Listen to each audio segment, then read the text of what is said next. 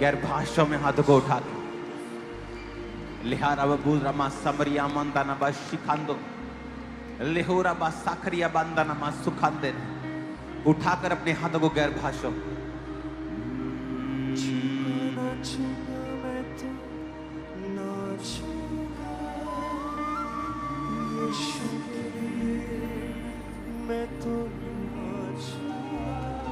आज जो प्ले आपने देखा है वो प्ले नहीं था, वो एक भविष्यवाणी थी जो परमेश्वर आपके साथ करने जा रहा है। जो परीक्षाओं में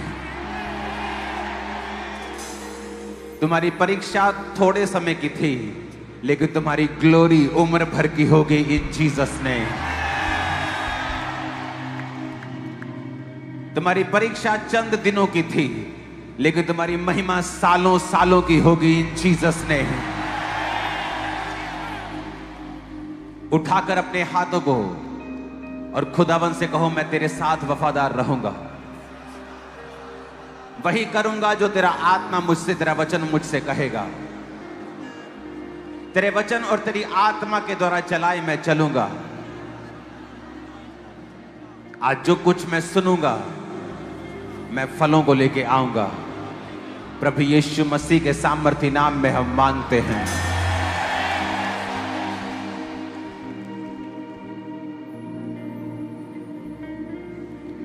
स्वागत है खुदाबंद की प्रेजेंस में आप सबका।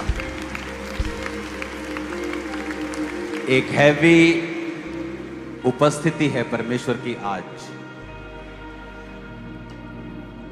आज मुझे प्रचार करने की जरूरत नहीं है। आप उस प्ले में परमेश्वर का प्रचार ऑलरेडी सुन चुके हो।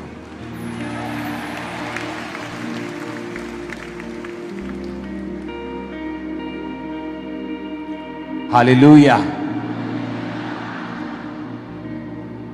आपने वफादारी का फल देखा है।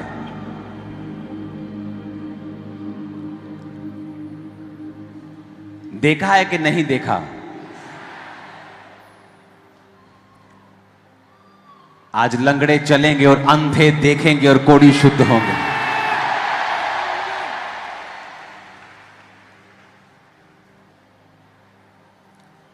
और वो आपको छुएगा और आपकी बीमारी गायब कर देगा, जैसे होती नहीं हो।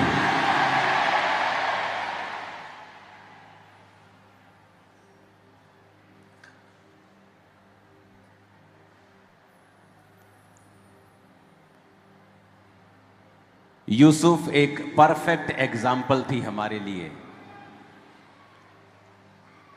कि उसने वही किया जो परमेश्वर ने कहा। दोनों माइक अगर सिंगिंग है तो इसका फायदा क्या है? नहीं, काम करो अपना, एक्सप्लेन मत करो, फ्लैट करो इसको पूरा।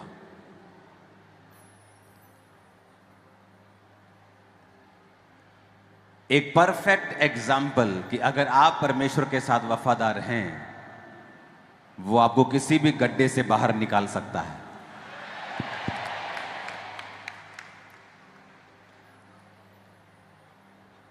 भजन संहिता 105 उसकी 15 से लेके 22 आयत तक लिखा है, मेरे अभिषिक्तों को मत छुओ,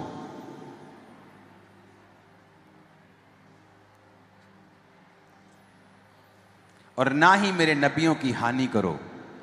फिर उसने उस देश में अकाल भेजा और अन्न के सारे आधार को दूर कर दिया। उसने यूसुफ नामक एक पुरुष को उससे पहले भेजा जो दास होने के लिए बेचा गया। लोगों ने उसके पैरों में बेड़ियां डालकर उसको दुख दिया और वह लोहे की सांकलों से जकड़ा गया। जब तक कि उसकी बात पूरी ना हुई तब तक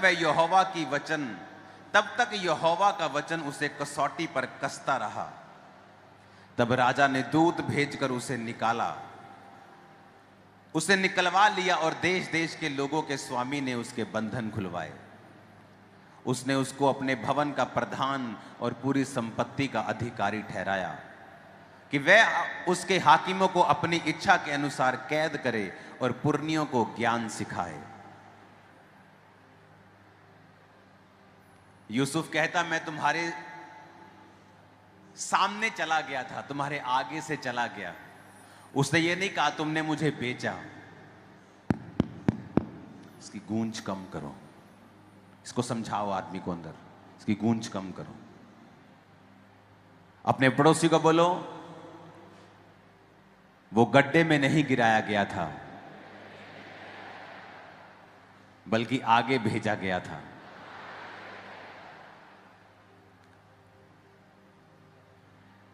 अगर हन्ना को उसकी सौत ना चिढ़ाती, वो कभी भी परमेश्वर के घर में प्रार्थना करने ना जाती।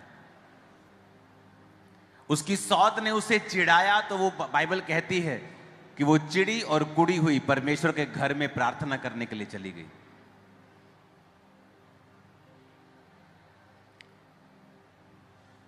आपकी परीक्षा जो आज आपको भारी लग रही है, क्योंकि ये आपको दर्द दे रही है, आंसू दे रही है, डिस्कंफर्ट दे रही है, पर आप नहीं जानते ये आपके लिए सबसे बड़ी आशीष बन जाएगी थोड़े ही दिनों के अंदर।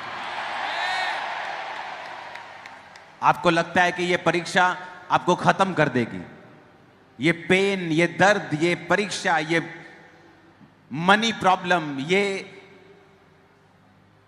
ट्रबल, ये फैमिली, ये मुश्किल मुझे खत्म कर देगी।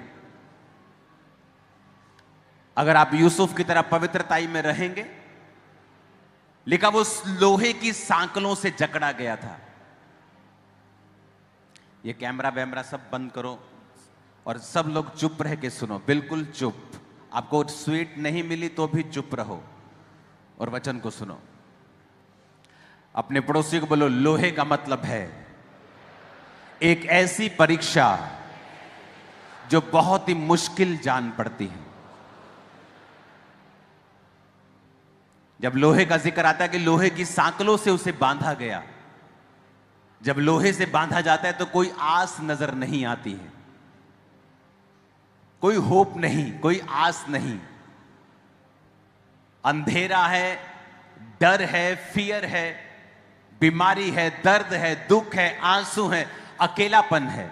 लेकिन एक बात मैं भी अपने पर्सनल एक्सपीरियंस से जानता हूं, उसको बदलने के लिए सिर्फ एक रात लगती है और वो पूरा कुछ चेंज कर देता है, सब बदल देता है, वो सब बदल देता है। मैंने देखा है, यूसुफ की लाइफ में भी देखा है, औरों की लाइफ में भी देखा है, अपनी लाइफ में भी देखा है। लेकिन बेड़ियां डालकर उसे दुख दिया गया और लोहे की सांकलों से वो जकड़ा गया।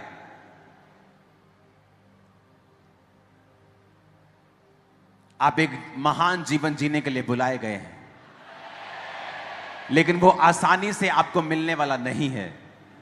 उसके लिए आपको एक सफर तय करना पड़ेगा।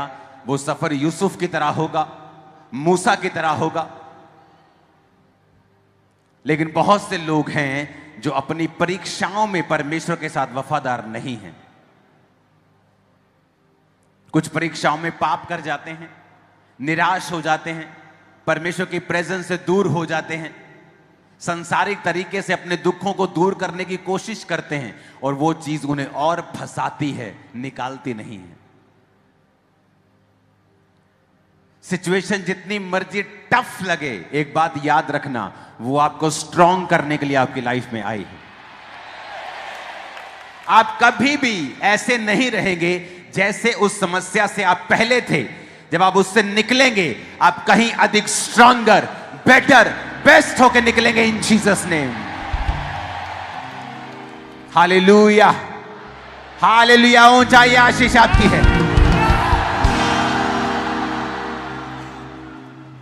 बस बिलीव करना परमेश्वर के ऊपर, बने रहना, अड़े रहना और खड़े रहना, बस ये काम करना।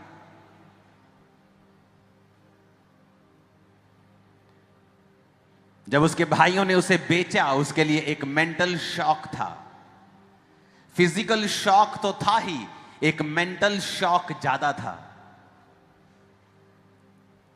दूसरे देश में चला गया, cultural shock, social shock, mental shock, financial shock. खाना अलग था उनका, बाइबल के खिलाफ था। फिजिकल शॉक, फूड का शॉक, हर तरफ से उसे इतना बड़ा शॉक मिला, इतना बड़ा वो हिल गया, तब भी उसने परमेश्वर के वचन को छोड़ा नहीं।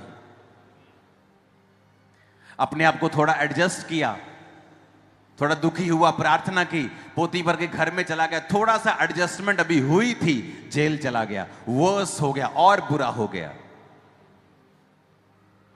कई बार आपको लगता है कि अभी आप परीक्षा से निकले थे, अभी कुछ बेटर होने वाला था, उससे भी एक बड़ी परीक्षा आपके ऊपर आ जाती है। आप बोलते हैं क्या परमेश्वर मेरे संग है कि नहीं?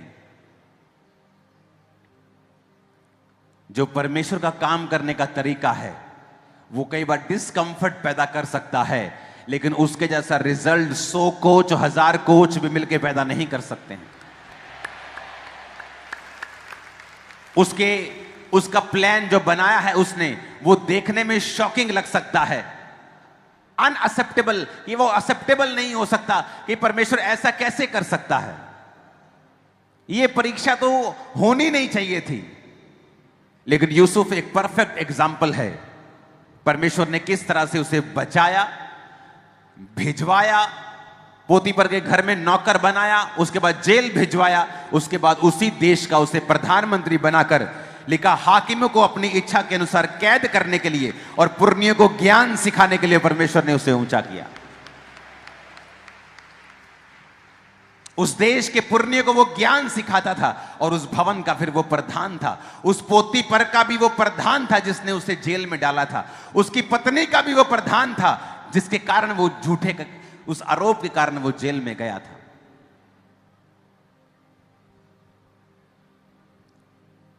आपकी स्पिरिचुअल आईज आज ओपन हो जाएं और आप सब कुछ साफ साफ देखने लगे कि परमेश्वर आपकी लाइफ से क्या चाहता है। मैं आपको एक प्रोफेटिक वर्ड दे सकता हूं। जो लोग परीक्षाओं में हैं, दर्द में हैं, पेन में हैं, डिस्कंफर्ट में हैं, शॉक में हैं, आपके बेस्ट दिन आने वाले हैं। आप बेस्ट दिनों को देखने वाले हैं।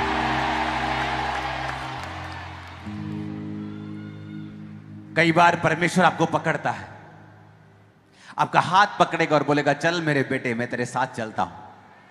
हां, आपको अच्छा लगता है, मिरेकल्स होते हैं, आपकी लाइफ में टेस्टिमनीज होती हैं, वो आपके हाथ को पकड़ के चल रहा है।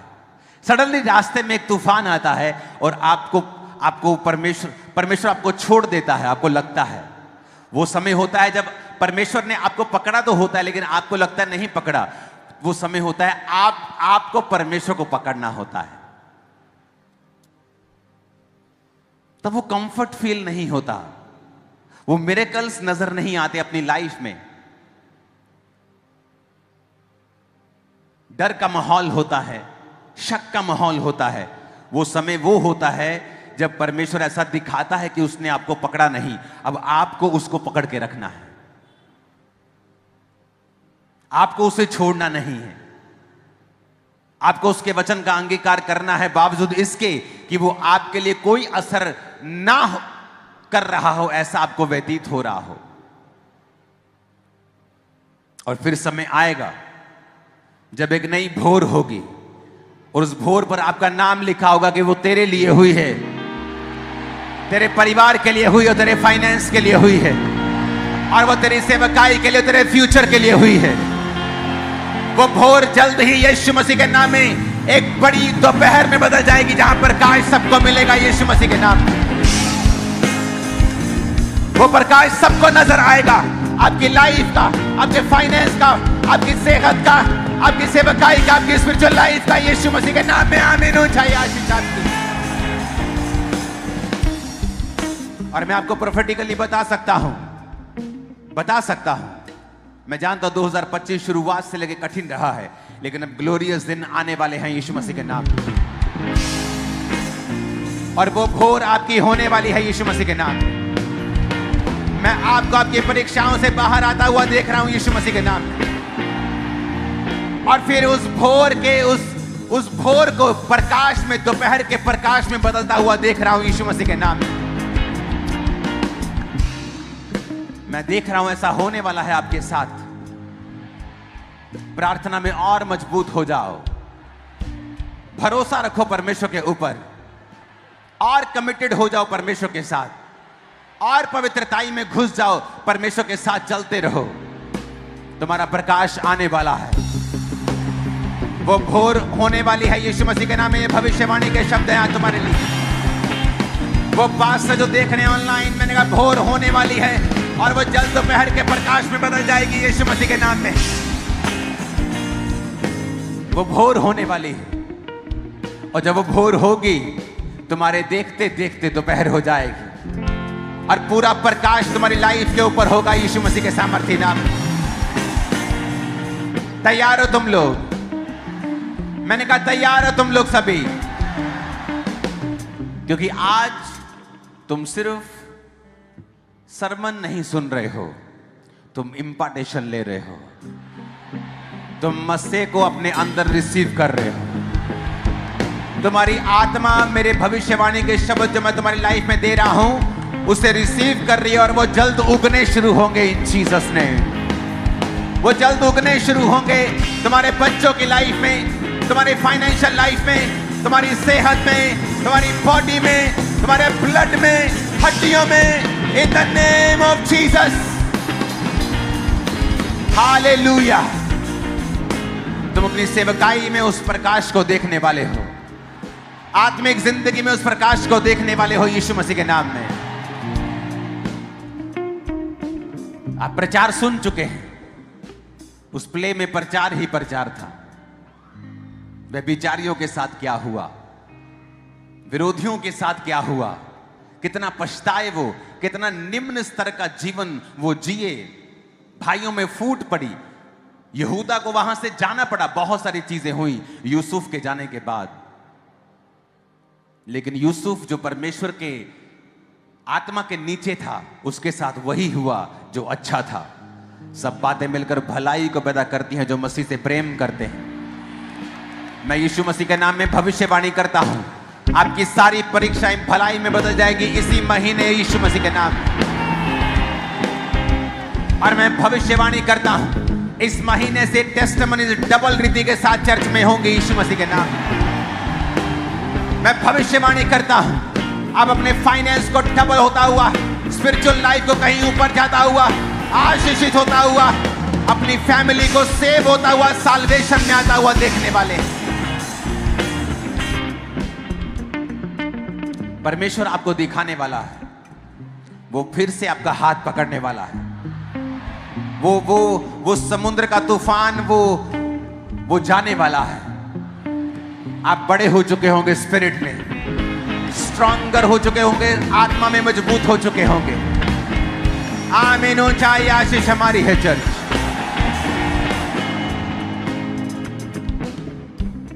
हालेलुया। इसलिए वचन में लिखा है कि जब तुम नाना प्रकार की परीक्षाओं में पड़ो तो उसको दुखी होने की बात मत समझो, क्योंकि परमेश्वर तुम्हें कुछ सिखा रहा है। वो तुम्हें कुछ सिखा रहा है। वो तुम्हें यहां तक ले आया, तुम्हें छोड़ने के लिए नहीं लेके आया।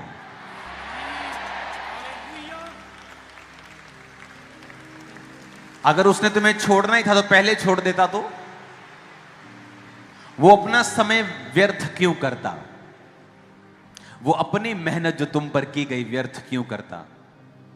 अगर एक बिजनेसमैन जिसने बिजनेस नहीं चलाना हो, वो अपने बिजनेस में इन्वेस्ट नहीं करता, लेकिन जिसने अपने बिजनेस को अपनी जान दे दी हो, वो अपना घर, अपनी गाड़ियां, अपने खेत बेचकर उस बिजनेस को चलाता है।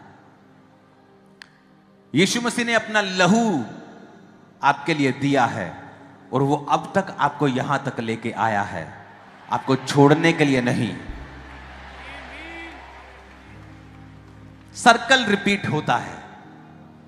आज जब पहले दिन मसीह में आए थे, वैसी घटनाएं आपके साथ होती हैं।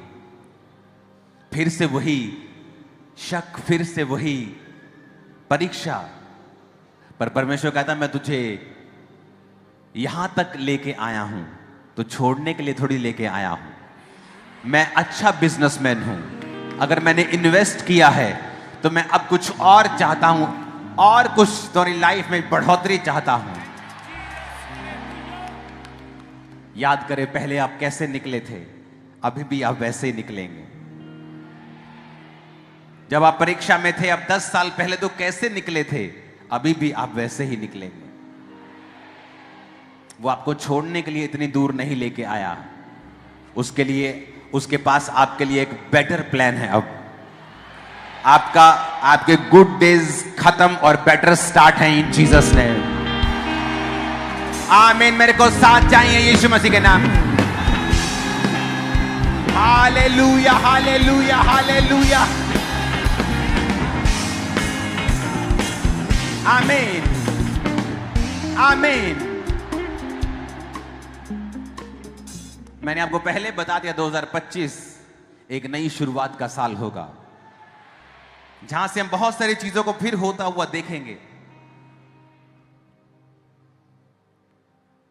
मुझे नहीं याद 2005-6 के बाद मैंने इतनी ओवर फास्टिंग किस साल रखी होगी 25 के अलावा।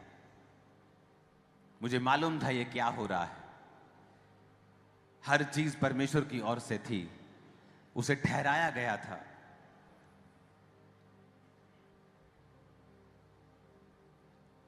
आप प्रभु का हाथ देखोगे अपने सिर के ऊपर, स्पष्ट रूप में प्रभु के हाथ को काम करता हुआ देखोगे अपनी लाइफ के ऊपर। प्रचार आज आप सुन चुके हैं, मैं आपको भविष्यवाणी देने के लिए आया।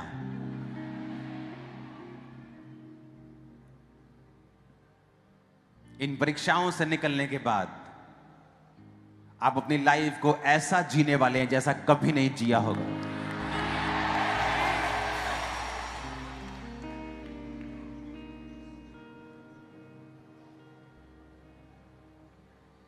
आपके मोहल्ले, आपके नगर, आपकी टेस्टिमनी को सुनेंगे इन जीसस ने।